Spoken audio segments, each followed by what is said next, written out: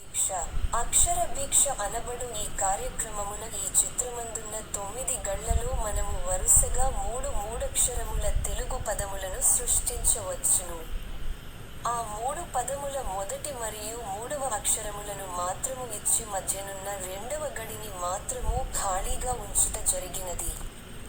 ఖాళీగా ఉంచిన మధ్యనున్న ఆ రెండవ గడిలో ఉండవలసిన ఆ అక్షరములేమిటో పట్టికకు ఇరువైపులా ఉన్న తెలుగు మరియు ఇంగ్లీష్ పదముల ఆధారముల సహాయముతో పూరించండి.